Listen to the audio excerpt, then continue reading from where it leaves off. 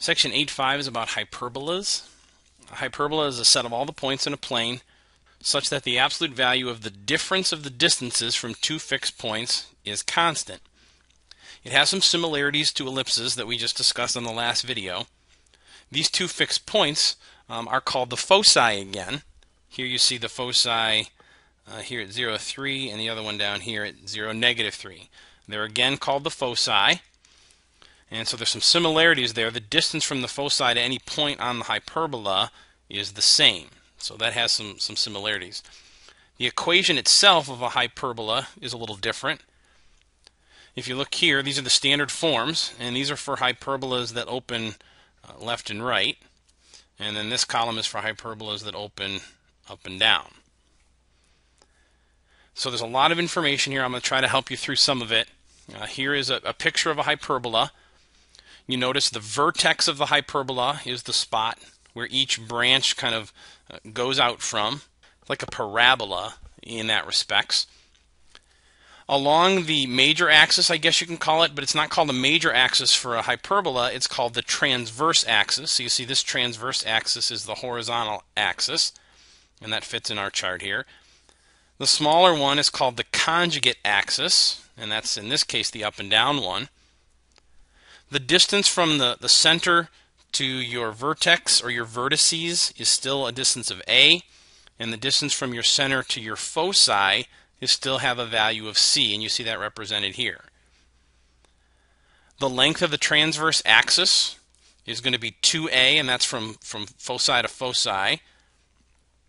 And then the length of the conjugate axis is a 2b value. Then there's these things called asymptotes. These are these dotted pink lines that go diagonally. And those lines represent an imaginary line that this blue line will never actually touch. It will constantly get closer and closer to this asymptote. That's a bad example. But it will get closer and closer to this asymptote but never actually hit it. That's what an asymptote is, and that's what the formula is down here. The other thing to note, the relationship equation is different than it was for an ellipse. For a hyperbola, the relationship equation is c squared equals a squared plus b squared. That's the relationship between the c, which is the value from the middle to the foci, the a, which is the value from the middle to the vertex, and the b, which is half the distance of the conjugate axis. So we're going to use this relationship equation to find a's, b's, and c's. So here's a hyperbola. We want to write the equation. Because the hyperbola goes up and down, that means the transverse axis is going to be the y-axis. That's my equation of this parabola. So I have to find what the a squared is and the b squared is if I want to write the equation. Well, I know that my value of a is from the center to the vertex. So I can see that my a here is 3. And my value of c is from the center to the foci. So I can see that my c is 4. And I can use those two values to find out what a squared and b squared are, and then use the relationship equation, c squared equals a squared plus b squared. So I know that a squared is 9, and I know that c squared is 16. So I'm going to plug those values in. C squared equals 9 plus b squared. So if I subtract 9 from that, I get a 7. So I know that b squared is 7. I already knew that a squared was 9, and I can write my equation now. So that is my equation of this hyperbola. So here I'm going to write the equation for the hyperbola without a picture. I'm just given the information. So I'm told that the foci are at 4, 0 and -4, 0, which means my hyperbola is going to open left-right like this. So that means my transverse axis is going to be the x-axis, which means I'm looking for an equation that looks like this one. So I have to find my a squared and I have to find my b squared. Well, the distance from the middle to the foci, that's my c. So I can see here that my c is 4 and the c squared is 16. I'm told the value of a is 1, which means a squared also equals 1. And then my relationship equation is c squared equals a squared plus b squared. And I'll plug these values in. So 16 equals 1 plus b squared, subtracting. and I find out that b squared is 15. So b squared is 15, a squared is 1. I know I want to write it in this form. So this is the equation of the hyperbola that has foci at 4, 0, and negative 4, 0, and the value of a is 1. Like everything else, hyperbolas can be translated, and so we can write the equations with h's and k's, which would mean the center is not at the origin, it's somewhere else. And so we're going to do an example where the center is at the origin, and then we're going to translate it using some other values and move it.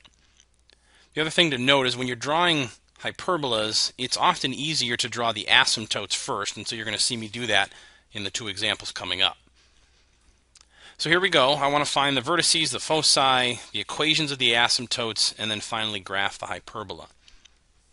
Well, because we know the general form of a hyperbola, we can see here that the a squared is 9, which means that our a is 3. We can also see that our b squared is 4, and that also means our b is 2. Then using my equation that relates everything, c squared equals a squared plus b squared, I can find the c. So we'll say c squared equals 9 plus 4. So we'll say that c squared equals 13, and that would mean that c is the square root of 13. So that gives me a, b, and c, which gives me a lot of information about what my parabola is going to look like. My vertices are a units, in this case to the left-right, because I'm talking about the x-axis, so my transverse axis is the x-axis. So my vertices are going to be at 3, 0, and negative 3, 0. My foci are my c values, so that's going to be root 13, 0, and negative root 13, 0. My asymptotes, if you look back on the key concept, you'll see the asymptotes are y equals plus or minus b over a x. That's how we find the formula for asymptotes. So I can use my b and my a. My b is 2, my a is 3. So I can see that y equals plus or minus 2/3 x. So that's the equations of my asymptotes. Now to graph my hyperbola, here's what I'm going to do. I'm going to take I know it's at the origin. I know the origin is kind of the main for everything here. And I'm going to go up 2 and down 2, and then I'm going to go left and right 3. So I'm going to make a little box that uses the a and the b values. Left, right 3, and up 2.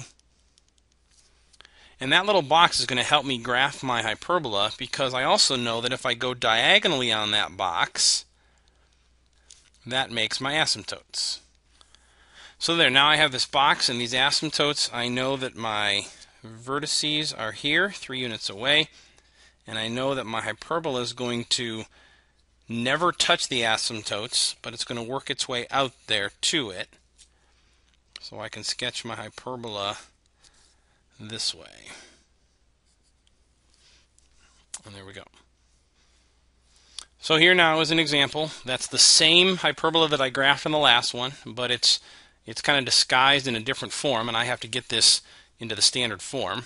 So I'm going to take the 4x squared minus 32x, and then make the minus 9y squared minus 18y, and make that equal to negative 19. And so I'm going to have to use the completing the square to solve this.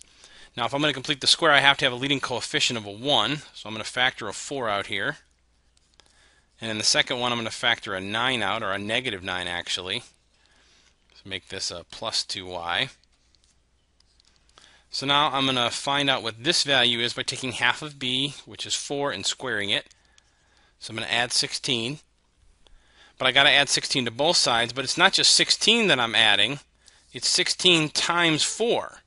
Because remember, I pulled a 4 out, so this is really a 4 times 16 that I'm adding there. I'm going to complete the square on this one. Half of 2 is 1, squared is 1, so I'm going to add 1, but it's not really a 1 that I'm adding, it's a 1 times a negative 9. So that's really what's being added to the right-hand side. So over here, 4 times, this creates a perfect square trinomial of x minus 4 squared. This one creates a perfect square trinomial of y plus 1 squared. And over here, all of this becomes a 36. Now remember, standard form of a hyperbola has to equal 1. So I'm going to divide everything by 36 and reduce. So that's all the information. Now I will draw my little 2x3 box.